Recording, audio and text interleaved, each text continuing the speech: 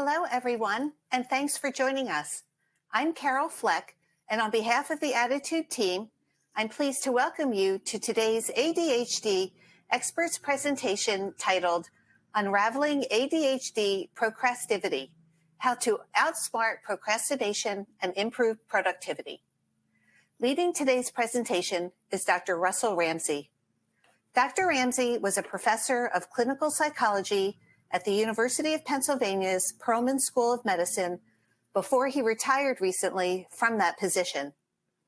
He also was the co-founder and co-director of the university's Adult ADHD Treatment and Research Program.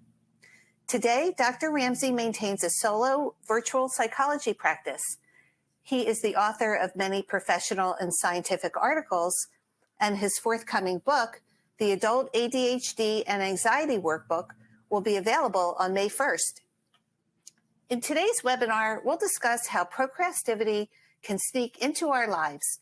Procrastivity happens when we engage in lower priority tasks to avoid doing the higher priority and more urgent ones. You might stay busy by doing the less important tasks, but you're likely to feel unproductive and stressed because the more important ones are hanging over you. This cycle can be exhausting and self-defeating. So why do we do this? In today's webinar, Dr. Ramsay will explain the role of procrastivity in adults with ADHD and the important lessons we can learn from this. We'd like to begin today's webinar by asking two poll questions to our live audience.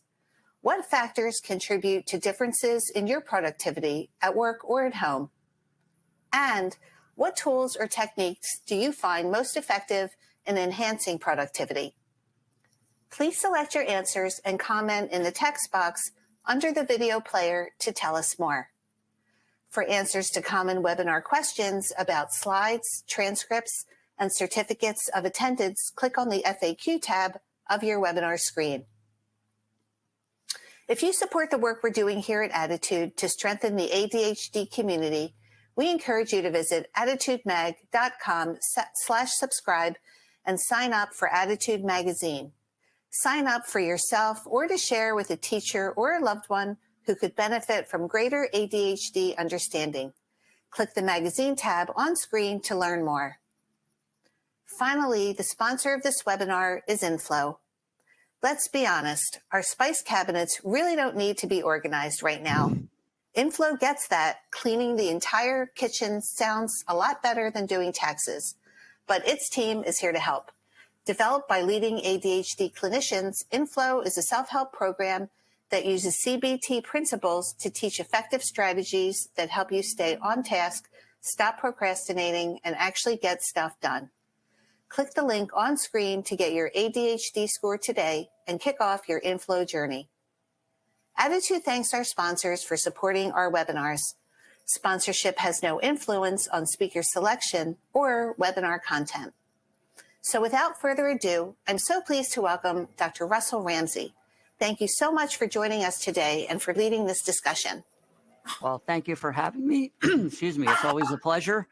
Curious to what my ADHD score is, but here's my disclosure for the past 12 months. No pharmaceutical company relationships, generally speaker fees and royalties.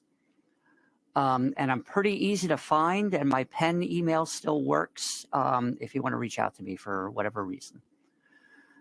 So I know we won't spend much time on this with this audience, but how do we make sense of ADHD? Because it's so much more than the A and the H. And we're really thinking about ADHD as an issue of self-regulation, predominantly bundled under the executive functions. But I like the phrase, I learned it from Dr. Jeff Nocorn, the interdigitating models for understanding ADHD. And all these cluster around the notion of self-regulation. How efficiently do we do what we set out to do? And we're really, as a field, thinking about ADHD as a neurodevelopmental syndrome of self-dysregulation, a chronic delay in the onset and efficient employment of the self-regulation capacities and skills, the executive functions. And in case it's not 100% clear, everybody has executive functions. So if you have a bout of the flu, your executive functioning will go down. If you're struggling with insomnia, your executive functioning will go down. But as these situations remit, for lack of a better phrase, executive functioning will go back to a relatively consistent baseline. Adults with ADHD seem to struggle with the consistent inconsistency. I know I can do it, but I don't know if I will do it when I absolutely must do it. And said very succinctly by Robert Sapolsky in his previous book, Behave, the frontal cortex, which is really where the executive functions reside, makes you do the harder thing when it's the right thing to do. So with that background, let's move into the whole reason for our discussion today. Procrastivity. For my money, working with adults with ADHD over the past 25 years, procrastination in some form is probably one of the primary, if not the central presenting problem in some form, and something for which individuals seek help. I did not invent the term procrastivity. As much as you can believe it, the Internet Urban Dictionary says it's been around since about 2010. But procrastivity is avoiding a higher priority task by engaging in a lower priority, less time urgent, but still productive endeavor that is ultimately self-defeating. So what does it look like, though? What are some examples? So, right now, for those of you listening to the recording, I'm showing a picture of a tax form. We've just gotten through tax season.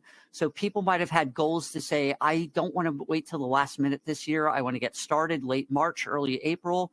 Saturday morning, 10 o'clock, I'm going to start working on my taxes and get a head start. Saturday morning, 10 o'clock rolls around. You know what? Now I'm showing a picture of somebody with a lawnmower. The lawn is looking pretty long.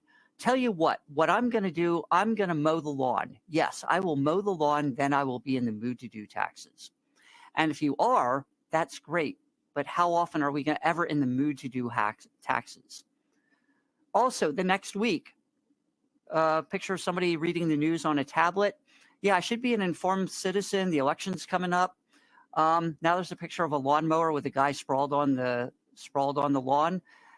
Yeah, I could do the lawn today, but you know what? I should be an informed citizen. I should figure out who I'm voting for. So I'm gonna read the news, and I'll be in the mood to mow the lawn later. And then the last example comes from my clinical practice. Honest to goodness, this happened. So I was working with a woman who worked in a lab, a bench science lab, and she had to prepare an article for a lab meeting the next day. And she hadn't started it, but she had a plan. When I get home, I've got the article selected. I just have to go through, put together a few slides. It shouldn't take that long. And then she got home and she said, you know what, though? I was watching those baking shows. I'm going to bake a cake. Yes, let me bake a cake. And I'll have plenty of time. One thing led to another. And she ended up, spending most of the evening, working on the cake, figuring out what to make, what to put in it, things like that. And at the next meeting, when I'm talking with her about procrastivity, and, she had covered it with her before, she actually pointed out when we're debriefing how this happened. And she said, and Dr. Ramsay, I'm diabetic. It's not like I was going to eat the cake, or it wasn't for a neighbor or a nephew. I just saw the shows and I wanted to do it. And that's how powerful procrastination and procrastivity can be, that how far we'll go to get out of doing something. And it doesn't go away, but we just want to get out of it right now. And in some ways, the most addictive drug known to man is avoidance, because it works right away, but only for a little bit, and it causes bigger problems later. But working with people over the years, and probably adults with ADHD are even more prone to procrastivity. Now, it is also known in the procrastination literature as productive procrastination, because at least you're getting something done. The lawn, baking a cake, whatever else we're doing. But over time, it gets in the way of the more important things. And it's almost like a little bit of self-medication. I feel good because I'm doing something, I'm being productive, but then later on, it wears off, and where some of the unpleasant emotions come in, and beating yourself up and things like that. But it got me thinking over the years, excuse me, what is it about mowing the lawn, reading the news, baking the cake, are there some factors in these escape tasks that we can harness for the priority tasks? Now, I'm a big believer. I don't think, not all avoidance is procrastination. Not all avoidance is bad. There are times it might be our brain signaling ourselves that we're tired and we need a rest.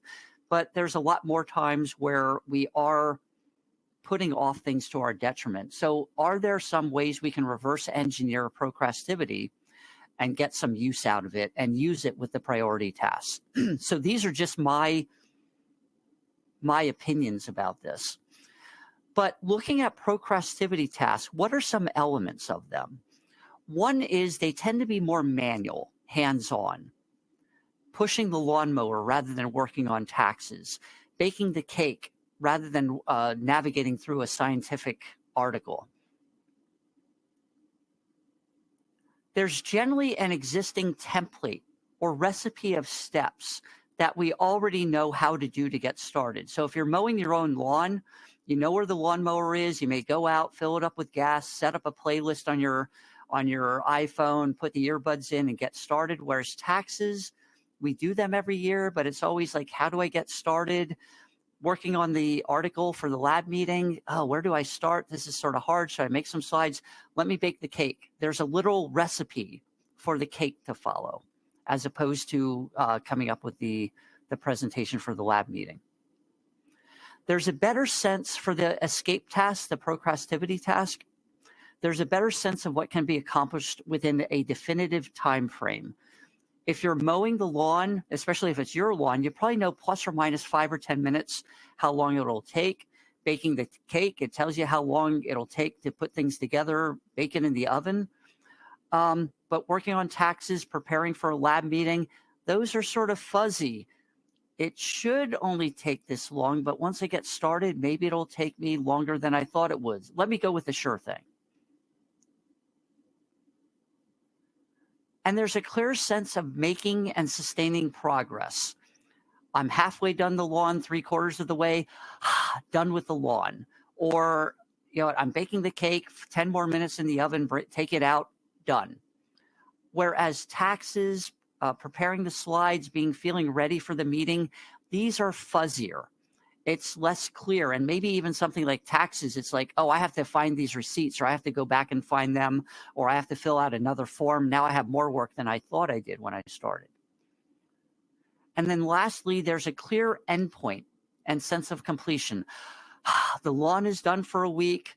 The cake is done. I can enjoy it. At least my client, I could, the client couldn't, not that I got the cake. Whereas other things, you might have to pick them up and set them down several times. Or with the bench scientist, she might have to stay up later than she thought she would to finish it, or wake up early the next day. Or as she did, have to trade off with a colleague and reschedule her presentation.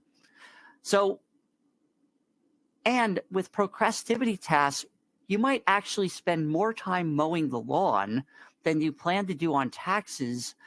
And they take more time and effort, but in that case, mowing the lawn is viewed as more in harmony with your perceived self-efficacy, your belief that you can do it.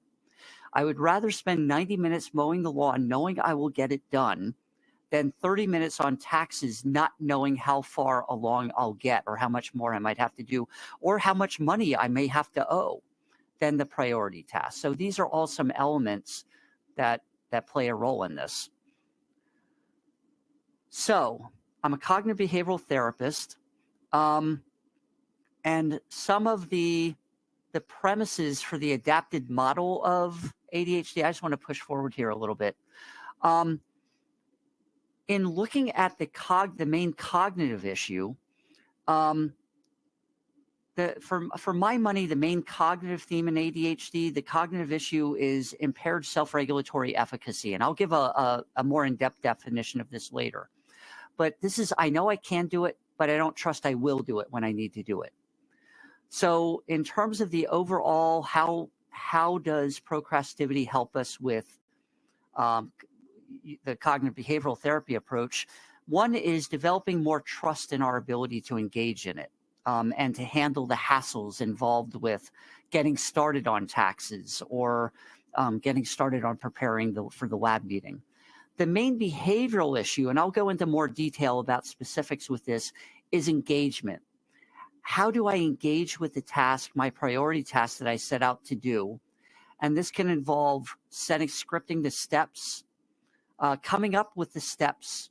We already have steps for mowing the lawn. How can I come up with steps for taxes or preparing for the lab meeting? The main emotional issue for adult ADHD, for my money, is the ability to handle discomfort, what I call the UGG feeling that goes into getting started on tasks. I know I can do it. I know I'll eventually get the taxes done, but I don't feel like doing it now on Saturday morning. How do we navigate the UGG feeling? The implementation, there are specific implementation strategies that focus on how do we move from not doing to doing? How do we navigate that synapse from I'm thinking about doing it to actually what I call touching the task and being engaged with it? And then also something I'm elaborating on more is the interpersonal issues with ADHD, the social functioning issues, and how that we can manage our social capital with other people. And also very often with the procrastivity task, or at least the priority task, I should say, it may be part of our adult roles in relationships or helping others, and way we can leverage that to build our motivation for engagement with the procrastivity task. So going into these in a little more in depth, so using the lessons from procrastivity to enhance engagement, how do we make the task manual, hands-on? At least getting started with it. So something like taxes, this might be, let me collect all the envelopes that say important tax document enclosed, take them to the dining room table on Saturday morning, and let me open and organize them. That's really not making too much progress, but we've just exponentially increased the likelihood that we'll keep going. Other things that we can do is go to the workstation, go to where we have to do the job. If that is unloading the dishwasher, let me walk to the kitchen and open the dishwasher door.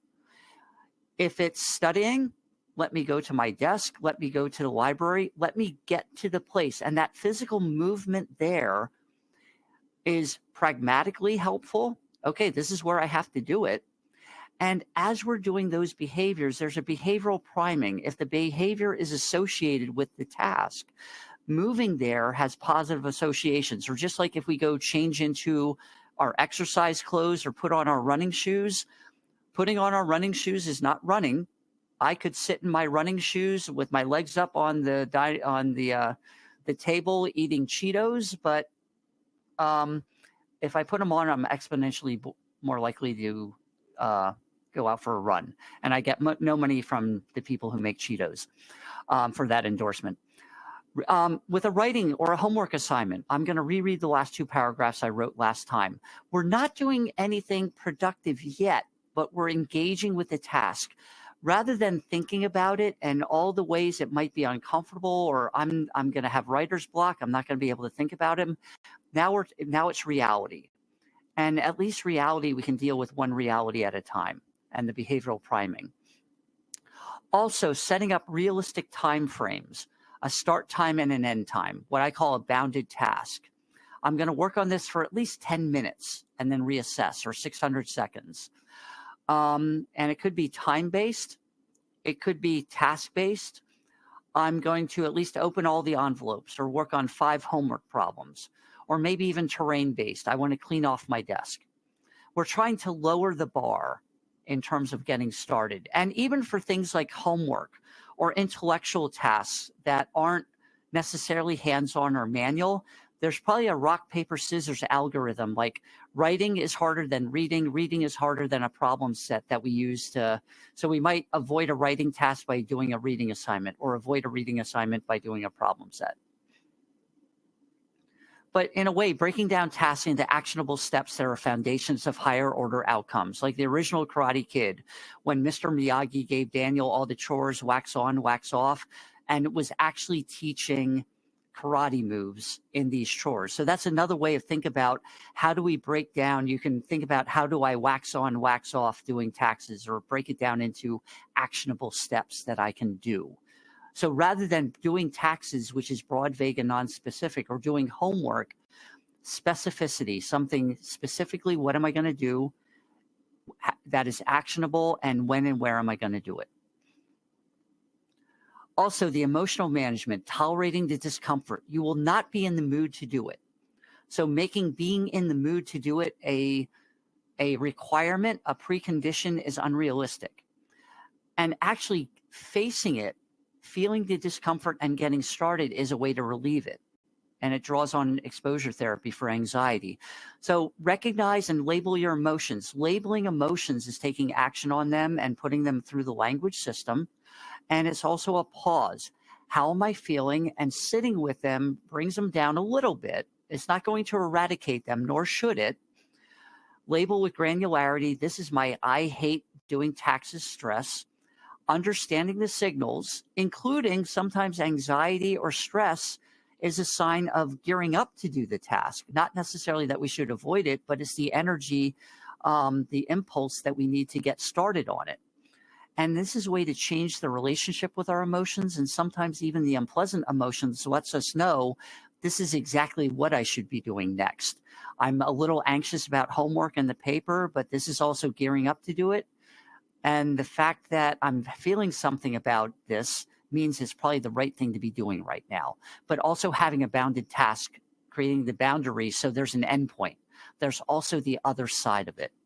It's sort of like Tom Hanks paddling out over the big wave in Castaway. Once I'm over the wave, now there's smooth waters.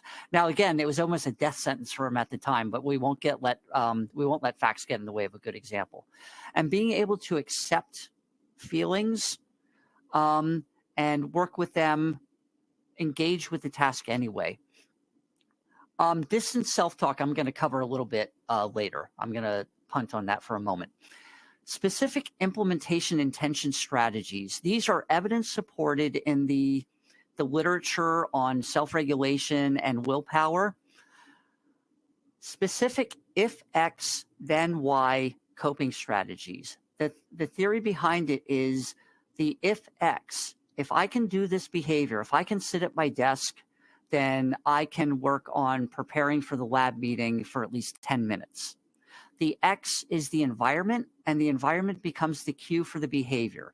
Like one I use for myself, if I put air in my bike tires, then I will go out for a bike ride. If I can open the envelopes that say important tax document enclosed, then I can work on taxes for at least 10 minutes. Or if I can get to the library, then I can work on my economics homework. So this if X, then Y is very helpful for task initiation, getting started, handling distractions, interruptions, and other barriers and getting back on task, coming back after a break, because those breaks can be infinite. But to have a bounded break, I'm going to have a cup of coffee, 5 minutes, and heaven forbid a cigarette break. I'm a lifetime non-smoker, and I brought that up one time. It's probably where the cigarette break came from. And I said, I don't even know how long it takes to smoke a cigarette. And somebody in the audience, without missing a beat, said 7.5 minutes. So I'll take their word for it, but that's that bounded break. A walk around the block could be a bounded task break, but it gives you a beginning, middle, and end to get back on task. But the if X, then Y is a very valuable and evidence-supported strategy. And then the social interpersonal domain with procrastination is fulfilling roles. How does this task tie into some personal role? Okay, if I do taxes, that's important for my family. It's part of my job, whatever, or my role in the family, and whatever the case may be. And there might be other things. Okay, this is my role as student and I want to get it done, or my role on the group project. But just also as what I call the valuation of the task. Why do I want to do this in the first place? How does this fit in with my goals and values? It might be even, I want to know I can make myself do something I don't feel like doing. But it can also be for, this is my role at work. And I want to get my work out of the way so I can spend time this weekend with my family. Looking at the expanding the motivation for doing the task and having a reason for doing it beyond ourselves too. And again, acting in alignment with our values. And there's also social emotions tied in with doing it, including positive ones. Like I'll feel satisfied, and I'll feel happy that I can pass this on to the other members, and I'll feel like a good teammate if I can pass this on to the other members of the work group, or if I can share something with the other members of the lab. All right, the cognitive interventions I'm going to go into a little more. What are you thinking about the task? And there's a picture of Dwight Schrute from The Office saying, question. And really, the next couple of slides were an answer to a question I was asked at a conference in 2002 in the early days of CBT for adult ADHD, where somebody asked a perfectly reasonable question in CBT: what is the theme of the cognitions or the thoughts in adult ADHD, the ideational content? Because part of the cognitive therapy, as listed here, different conditions, diagnoses have different themes. So for depression, the main theme of thoughts is loss, the loss of esteem, the loss of opportunity, the loss of a relationship, makes you feel sad. For anxiety, it's the perception of risk, but even more so and more specifically relevant for adults with ADHD, the intolerance of uncertainty. I know I can do it, but I'm not sure if I will be able to do it, or I'm not sure even if I try to do it, will I get distracted? Will I not do it? And even if I get it done, will it be good enough? Will I get a passing grade? And that intolerance of uncertainty, and there's some emerging evidence that's particularly relevant for anxiety with adults with ADHD. And anxiety by a nose over depression is probably the most common coexisting emotional feature of ADHD. But I was asked, what is the ideational content? What is the theme of the cognitions in adults with ADHD? And I didn't have an answer, nor did any of my colleagues at the time, but it got me thinking. And the next slide for those of you listening to the podcast version of this is a picture of Albert Bandura, who had done a lot of research on self-efficacy. And self-efficacy is the belief in your ability to do a task. Now, generic self-efficacy is probably true of depression, anxiety, and really didn't discriminate between the two. But as I was reading Bandura's book, I ran across what he described as self-regulatory efficacy.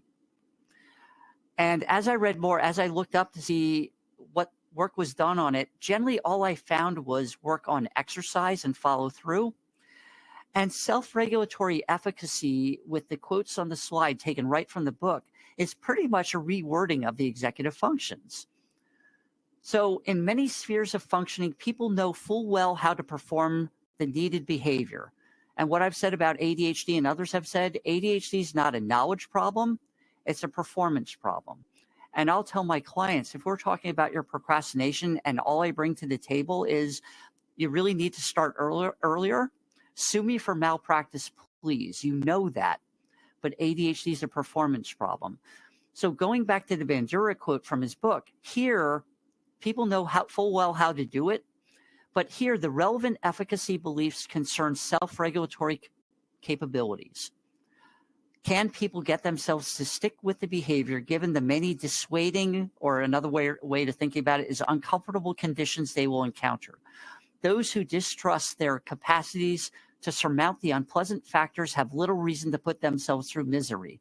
So therefore, being much more prone for escape and avoidance. So that got me thinking, and it's my proposal. But before I get to my proposal, so breaking down where self-regulatory efficacy fits, agency is the belief in our ability to affect change through our actions. If I want to learn something, I can learn how to do it. I can get a tutor, I can take a class, I can read instructions on the internet. Self-efficacy is the belief in our ability to exercise control over the events in our life in order to pursue goals. Okay, I'm not a handy guy, so I want to learn how to change the oil in my car, so I can take a class in that or watch a video on that. So that's my agency, and my efficacy, I believe I can learn actually how to do that. Self-regulatory efficacy is the belief in my ability to actually organize and carry out the actions necessary to affect change in my life, and not from lack of skill or capability. So am I able to take a class on changing the oil, actually make it through the video, actually remember the sequence of what I need to do and put it into place? or do it soon enough after watching the video or taking the class so I have some memory rather than waiting a year later and then never getting around to it. So, my assumption about the central cognitive theme in adult ADHD is that the main issue is impaired self-regulatory efficacy, the self-distrust cognitions, and the self-mistrust deeper beliefs. And people will ask me, well, what's the difference between distrust and mistrust? Well, in looking up definitions of the two, distrust is more immediate. I distrust whether my slides will work, and that's tied in with my deeper mistrust of technology. Now, I don't have either, but it's the best example I can come up with. So I know I can do it, but I don't trust I will do it when I need to do it. So the main cognitive task, looking at your thoughts about the task and beliefs about the task, clarify the task and their relationships to your goals and values, including the use of coping tactics, like using a planner to manage time. So why do I want to do this in the first place? And how does this fit with my values, my beliefs about how I want to be, and the skills I know that I have, the strengths that I have, and reminding ourselves of those. Realistic, doable plans. How do I frame and think about the task? Breaking it down into small steps. Event segmentation and sequencing if you want to impress your friends.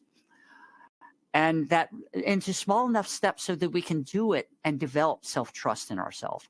Reaching outcomes, fulfilling roles, finishing taxes, completing the class, doing the lab presentation, and now we have the felt experience of doing these things.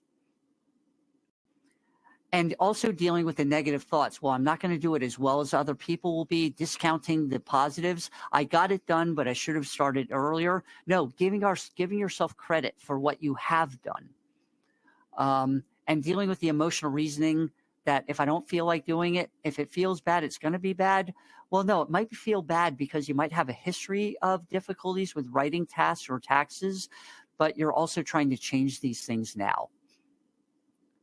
And one of in a study we did years ago now, looking at some of the thinking patterns for adults with ADHD, perfectionism was far and away number one. And my conjecture about that is it's front-end perfectionism. Everything has to be just right. For me to start a task, I have to be in the mood, and I can't be distracted, all those things. Now, there's a certain degree of truth to that. You don't want to be in a high distraction area, but waiting to be in the mood to do homework or taxes, you'll never be in the mood. So it is being able to get started, even though you don't feel like doing it. And looking at the ADHD cognition scale, published and developed by Laura Naus, John Mitchell, and a couple other colleagues in the ADHD universe, the scale, I'll just do this one thing first. I do better waiting until the last minute. I can't stop right now. Usually, though this usually sucks me in, I'll just do it for a minute and a few others. These are distorted positive thoughts that lead to escape and avoidance. So even positive thoughts can be distorted. Gamblers are very positive thinkers, but it's not very adaptive. So the will's greatest vulnerability is to rationalization or having excuses for not getting started.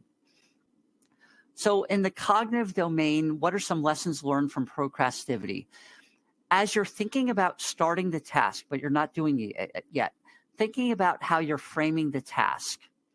What is it that you have to do? Doing homework versus let me reread the last two paragraphs I wrote last time, or let me start with my economics homework. Specific, actionable steps. It could be framing it as time. I only have to do it for 10 minutes, 600 seconds. Or even things like, okay, 10 minutes. I'd wait for the train at the train station without leaving the platform for 10 minutes. I can spend that long working on taxes or homework. Or even how long does it take me to walk across campus? Can I devote that long to getting started on my homework? Normalizing the discomfort is called cognitive defusion. You don't have to make it go away. You can accept it and get started with it anyway. Challenge the front end perfectionism. I don't have to be in the mood. Everything doesn't have to be perfect. It just has to be good enough. And that enoughness reframe. and also the cognitive modification of anticipations. This is going to be awful. It's not going to do anything. Well, wait, I don't know enough yet, and it could be possible that I'll get something done and I'll feel better. Now, when you're in the task and after the task, this is when you also want to be mindful of, oh, I'm doing really well. I'm going to take a break, or I've been doing well for 15 minutes. I'm going to stop while I'm ahead. Well, cognitive diffusion. I can keep going for the full 30 minutes, or this is getting a little tough. This wasn't as easy. Okay, I can stick with it and see if I can figure it out. Let me check the thesaurus for another word I can use here so I don't have to stop writing, or some other ways to stay engaged. I don't have to be engaged all the time, but I can figure it out as I go. The acceptance and commitment to the task. Challenge back-end perfectionism. Oh, I have to make this better. Maybe I should hand it in late and try to make it better and make an A paper. It's like, no, finished is good enough. So I'm going to let it go. Or the paper's good enough, and now I should switch to the other homework assignment I have to do so I can get my other assignments done. Trust your plan. See it through. Even if it means like, okay, I'm procrastinating, let me go back for at least 2 minutes so I can finish strong and finish my full 30 minutes. Be mindful of beating yourself up. Your woulda, coulda, shoulda thoughts. Well, I should have started earlier. I could have started last week. Give yourself credit for what you're doing and focus on the strengths and the positives. Now, I referred to distant self-talk earlier on. Now, this is not specific to ADHD. It's the work of Ethan Kross with a K at the University of Michigan, and it's been found to be helpful with task initiation and also with emotional regulation. What distance self-talk is talking to yourself by name or as you. So if I would be doing this for myself, it would be, Russ, you've got that manuscript you're working on. You just need to get to your favorite coffee shop, 7 a.m. on Saturday morning, reread the last 2 paragraphs you did last time. You always doubt yourself at the outset, but you'll feel better if you put in an hour on it, or if you type at least 100 words. So I think how it operates, so it's been found to be helpful with task initiation and with soothing emotions. I think what it does is, 1, it makes us pause. 2, you're formulating what you're thinking about doing and you're saying it to yourself, and there's probably some emotions tied in there too. So you're coaching yourself aloud. So saying it, push it through the language system. You're also hearing it, and speaking is motor, saying it aloud. You're also hearing it, and usually hearing it makes it sound more reasonable than we're just thinking about it. And these go beyond the data, but I think also if we're saying it in you as we would be talking with somebody else, very often people will say, I could coach somebody else what to do, or I'm so much more compassionate with other people than I am with myself, that maybe putting it in the language like we're talking with somebody else, we're able to be more compassionate with ourselves. Now, those are conjectures, but it's my story and I'm sticking with it. So how do we put this together in a takeaway? So I love this quote. When you press the pause button on a machine, it stops. But when you press the pause button on human beings, they start. And I'll just read the whole quote for those of you listening to the recording. You start to reflect. You start to rethink your assumptions. You start to reimagine what is possible. And most importantly, you start to reconnect with your most deeply held beliefs. Once you've done that, you can begin to reimagine a better path. So taking the pause to think through the task and use some of these procrastivity workarounds, you're never going to get to 100%. So let's just say somebody starts working with me and says, yeah, I only follow through maybe 1 out of 5 plans, 20% of the time. And we work on this for a little bit. Maybe we get that up to 3 out of 5. Very often adults with ADHD and say, yeah, I'm still failing 40%. But I make the point that you've moved from 1 out of 5 to 3 out of 5. I think I had this right. That's a 300% increase. If we invented a medication with those results, we're billionaires. But because it's behavioral, we're still focusing on the part that we're not doing. Nobody gets to 100%. The relapse rate for procrastination is 100% with anybody with a human brain. So it's going to happen, but we want to reduce it and also be able to bounce back better. So putting this together, The How You Don't Do Things form. It's a clumsy title because it's actually how do you get things done, but it's based on the reverse engineering of how we don't do it. And this form, it's in the form I put it in my 2020 book, and it's going to be revised for the ADHD and anxiety workbook. But first, starting off thinking like, what is it I'm not doing? What is the task or goal that I'm avoiding? And sometimes I'm avoiding homework because maybe there's 3 different assignments. So the task becomes, I have to choose one assignment, and that becomes the task that I work on. And why do I want to do it? What's its value to me? Including, I just don't want to have to think about it again.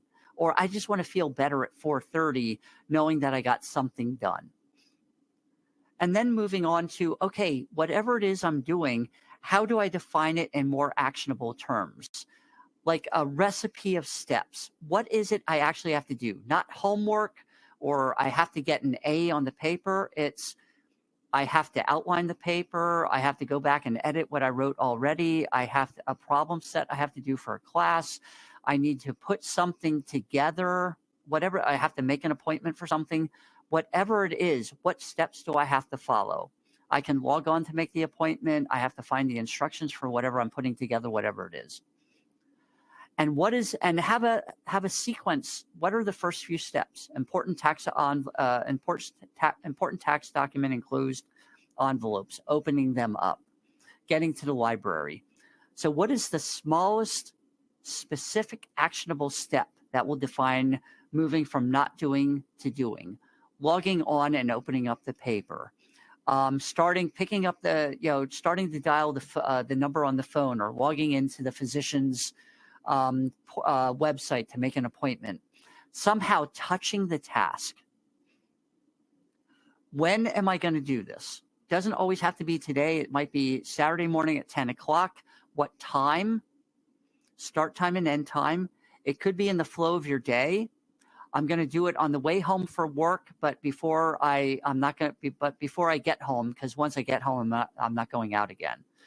Or if it's something on the weekend, I want to sleep in, but I want to take care of this task before lunch. That way my afternoon is free. It could be in the flow of your day, but something that is definitive enough that it'll cue you in to do it. Where am I going to do it? And moving somewhere else, especially moving out of our living situation, if that's going to be distracting, or at least away from our entertainment center, but sometimes having a go-to place. People will say, yeah, I got the exercise machine in my basement, but it's better if I go to an exercise class or go to the gym, because the very act of going there is priming. Oops.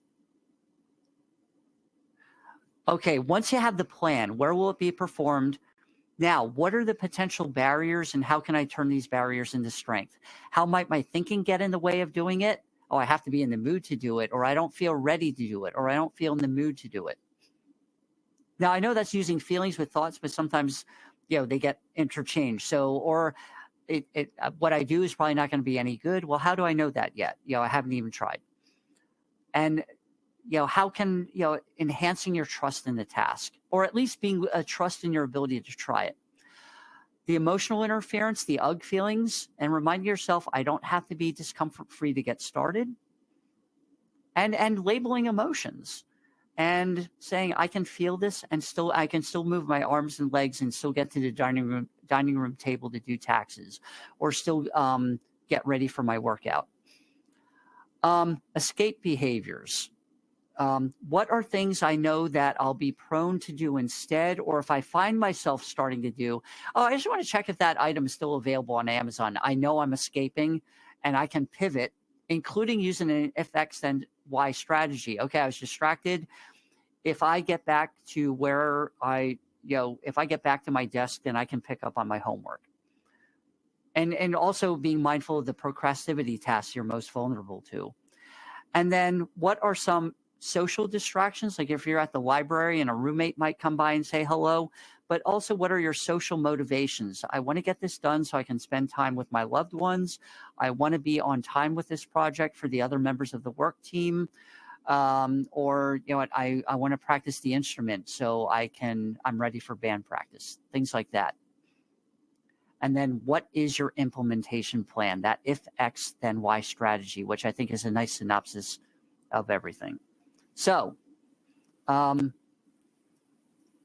relevance of the lessons, it gives you a way to understand what you're not doing, and also a model for figuring out what happened and why I didn't do it so we can get back to it. So I've run over a little bit, so I'm done with the presentation, and I'm going to let the ADDitude team help field and fire questions at me for the rest of the time. Thank you so much, Dr. Ramsay. Before we start the Q&A, I'd like to thank Inflow once more for sponsoring this webinar. I'd also like to share the final results from today's poll questions. We asked, what factors contribute to differences in your productivity at work or at home? Here's what you said. 23% said my mood or emotional state influences my productivity. 22% said distractions or interruptions. 21% said physical energy levels influence productivity. 18% said my motivation fluctuates depending on my perceived importance of tasks. And 14% said changes in my environment or routine influence productivity. And then we asked, what tools or techniques do you find most effective in enhancing productivity? 46% said, I create daily or weekly to-do lists to prioritize tasks and track progress. 16% said a dedicated workspace free from distractions. Another 16% said using task management apps to organize tasks. And 11% said they follow the Pomodoro technique or similar methods. Now to your questions. What are signals that show I'm procrastinating instead of thinking I'm being productive? One is checking in with yourself. If you had a plan to do something else, and if you notice having one of those 7 distorted positive thoughts, yeah, I know this usually sucks me in, but I'll just do it for a little bit. Things that we all know, probably aren't accurate, but we fall into it. That's why it's called a rationalization. It's using logic to convince ourselves to do something that's ultimately self-defeating. Oh, at the small sandwiches they have at parties, or, if you eat food at a picnic, at a holiday picnic with plastic utensils, it doesn't have as many calories, or I'll work out twice as hard tomorrow. All the rationalizations or justifications we have. So that's one of them. Also, another thing about the procrastivity tasks, the reason we don't get back to the other stuff, because the other stuff is usually more mentally taxing, and the mental is physical. It's called cognitive load. Like writing is high cognitive load task. So it's probably even better if we can get the taxes, the writing assignment, the other mentally challenging things out of the way, because then it's easier to switch from a high cognitive load task to something more manual. Like manual can be tiring too, but things like unloading the dishwasher or errands or things like that are relatively mindless. It's even if we say, okay, after I do the dishwasher or mow the lawn, I'll be in the mood to do the other things. If we do it, that's fine. But usually the physical also wears a little bit, like somebody with the answers said, the physical fatigue, and physically fatigued, we feel more fatigued, and that can psych ourselves out mentally. It's usually easier to go from the high cognitive load tasks to the physical tasks. And again, I think I might have said before, but if it's already on our to-do list and we're doing something not on our to-do list, so even if there are other things, sequencing what we're going to do in what order, that also helps with the energy conservation. And sometimes we know if we take an honest look at it. But I think social media and other things in the middle of our day are times where we typically don't want to be on it. That can be another cue of how we can check in with ourselves to figure it out. We might still procrastinate anyway, but at least maybe the next time as we start drifting away, we may be able to go, oh, I see what I'm doing here. I want to steer back before I get too far afield. Okay. Another question is, can you explain the difference between positive procrastination versus that which is based in fear or a lack of executive function planning? Well, procrastivity is positive. It's also known as positive procrastination. Um, and well, what's positive about it is that it is avoiding the priority task. So they actually work together. And the very fact that we're doing something like that is probably a sign that whatever we put off doing instead, like putting off taxes to mow the lawn, it's positive because at least we're getting something done. But it's also a cue that taxes is somehow threatening, however we define that. And it's usually that intolerance of uncertainty. So it could be, what if I have to pay more money than I have? Or what if I make a mistake, or things like that? That are the reason it's uncertainty. These are non-zero risk. It could be a fact. It could be that we owe more money than we think we're going to instead of getting a refund. But it may also be equally likely that we get a refund. And there's also the thing that we have to file by a certain time anyway. So we have to get them done one way or the other. That's one answer. They go together because a defining feature of procrastivity or positive procrastination is it is to avoid something else. And it's not always fear. Like I said, it's that intolerance of uncertainty, but there's some degree of risk, including we don't like feeling dumb. And sometimes things like homework or doing taxes where we don't feel totally competent in. And we might get stuck.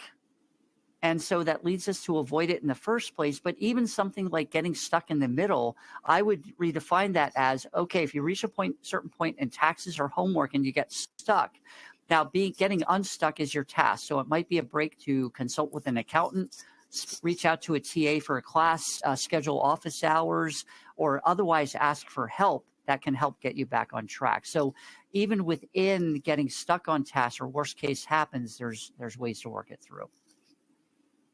Someone asks, are there differences in procrastination patterns between men and women?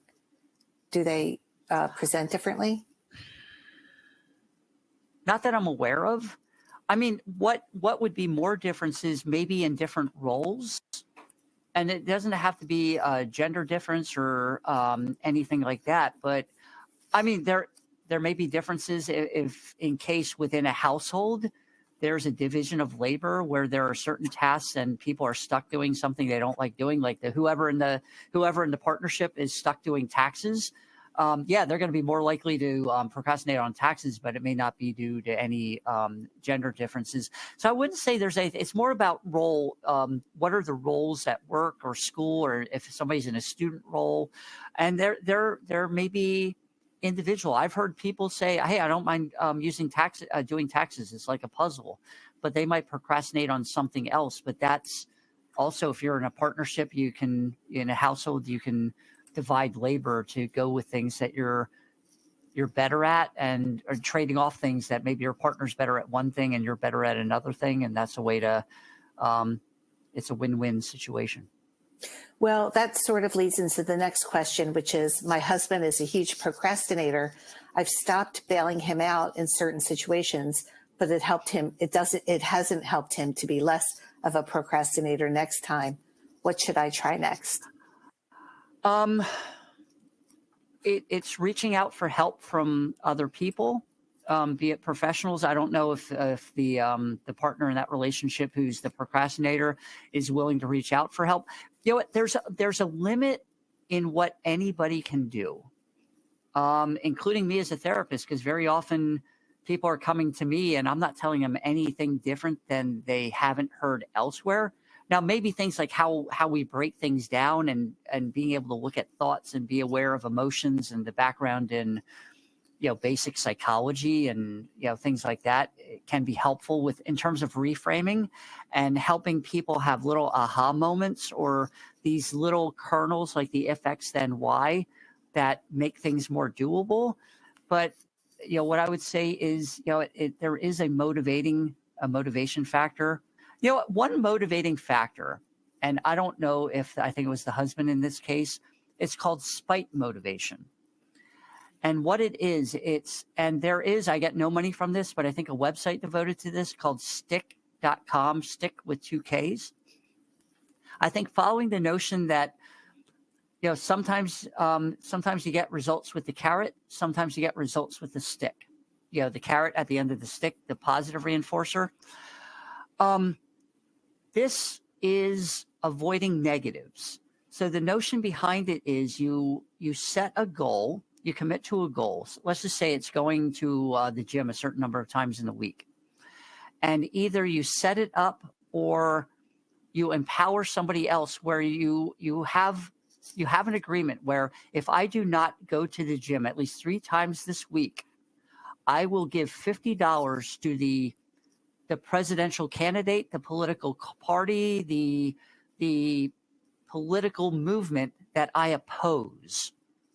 And so sometimes the notion of getting in shape or reducing your cholesterol, that doesn't do it. But I so do not want this person getting my money that I'm going to go to the gym out of spite. And that's another way to motivate. It's sort of, rather than the positives aren't enough, maybe avoiding the negatives, which is actually negative reinforcement. It's not punishment, but it's the removal of a negative. I so don't want to give that money that I'll go and do it anyway. That's very unique, and I imagine that could be quite powerful. Right. I mean, it could be stuff like, I don't know, you agree to wear the jersey of the sports team that is your favorite team's rival or something like that. So whatever works. Yes, all those things would motivate me very much. Another question is, do certain moods contribute to procrastination? They can. I mean, I heard in the survey about one's mood or emotions at the moment. Well, that is emotions for anybody, ADHD or not, are probably the main feature in procrastination. You know what? Not feeling like doing it or not feeling like, not being in the mood to do it. But like I said, there's a lot of things we're not in the mood to do. Saving for retirement, exercise is a hassle. But for some of these things, we develop a habit, or it's the pursuit of the larger later goal, which is really a hallmark of what the executive functions allow us to do. It's why they're a uniquely human feature, not exclusively. Some higher order social mammals have it, but it's to the degree that we have it. It's for those larger later payoffs. So the emotions and being able to tolerate short-term discomfort for the larger, more rewarding payoff, as opposed to the smaller, sooner rewards. It's the battle of human nature. So yes, emotions play a central role, and mood, and being depressed, being anxious about something else where you go, I can't focus on doing this right now because we're depleted. But also there are some things where we might be depleted. Not all avoidance is procrastination or negative. Sometimes it's we are tired, we need a rest, our brain is telling us we're overworked, we're stressed, emergencies come up, we need other things. There's a whole host of ways that we end up not doing what we set out to do that are not procrastination. Okay. You had mentioned retirement, and we had a few questions around that. The freedom of retirement seems to have made procrastination worse for some people. Is that common, and how can they overcome that? The lack of structure. Yeah. And it's happened during the lockdowns and the pandemic. As much as we rail against school and work, it gets us up in the morning. And even things like what I do for a living. I have appointments, people waiting for me. And actually I will have one now, so I'll have to wrap up relatively soon.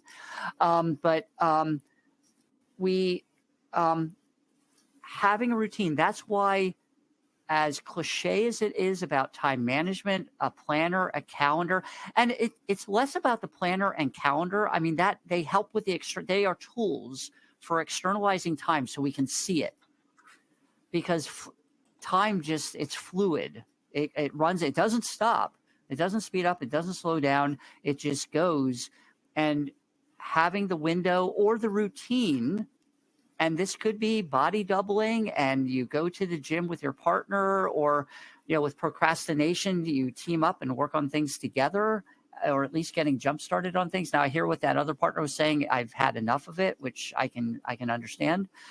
But however you do it, it can be as a calendar. It could be a routine, including stuff like, okay, we're going to go out to breakfast on these days, go to the library these days, sign up for, and this is where things like signing up for races or 10K walks or things like that, where there is an external motivator.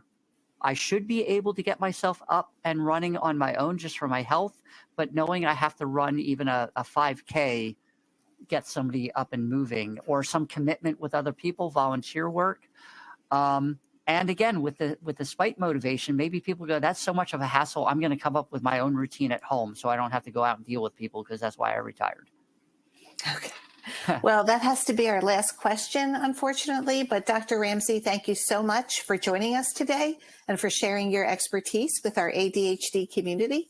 Happy to do it. And thank you to today's listeners. If you would like to access the event resources, visit ADDitudeMag.com and search podcast 501. The slides and recording are posted a few hours after each live webinar. If you're listening in replay mode, simply click on the episode description. Please know that our full library of ADDitude webinars is available as a podcast.